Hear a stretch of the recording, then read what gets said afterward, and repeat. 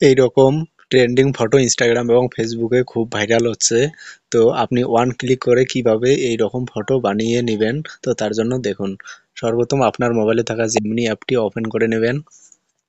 নেওয়ার পরে এখানে ইমেজ আছে, এখানে একবার ক্লিক করে দেবেন। দেওয়ার পরে তার পাশে একটা প্লাস আইকন আছে, এখানে একবার ক্লিক করবেন। করার পরে গ্যালারিতে চলে আসবেন। গ্যালারিতে আসার পর আপনার ফটোর সঙ্গে আপনি যাকে অ্যাড করতে চান তার ফটো একটি সিলেক্ট করে নেবেন। নেওয়ার পরে ডান করবেন। ডান করার পরে এইখানে দেখেন ডেসক্রাইব ইওর ইমেজ লেখা আছে, এখানে একটি প্রম্পট লিখতে হবে।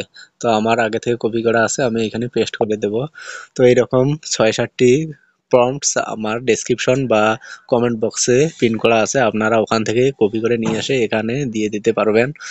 তো এখানে প্রম্পটটি কপি করে দেওয়ার পরে ডান দিকে সেন্ড অপশন আছে, জাস্ট এখানে একবার ক্লিক করে দেবেন।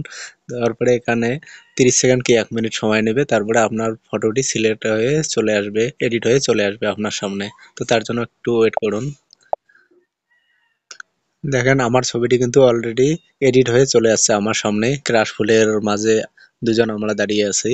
তো এখন এই ফটোটাকে আপনি ডাউনলোড করবেন কিভাবে, তার জন্য ছবিটির উপর একবার ক্লিক করে দেবেন। দেওয়ার পরে উপরে দেখেন ডাউনলোড অপশন আছে, এখানে ক্লিক করবেন, আপনার গ্যালারিতে সেভ হয়ে যাবে।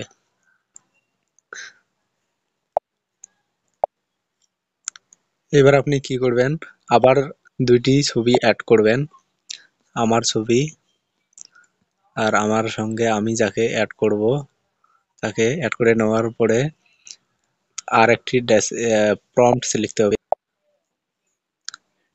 তারপরে ডেসক্রাইব ইওর ইমেজ হয়ে গেছে।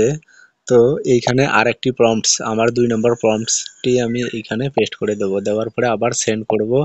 সেন্ড করার পরে কিছুক্ষণ লোডিং নেবে। লোডিং নেওয়ার পরে আপনাদের সামনে চলে আসবে, দেখেন।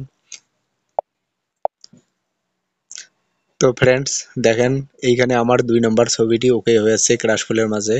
তো এরকম ভাবে আমার কিন্তু ডিসক্রিপশন বক্সে বা কমেন্ট বক্সে পিন করে রাখা আছে ৬-৭টি প্রম্পটস।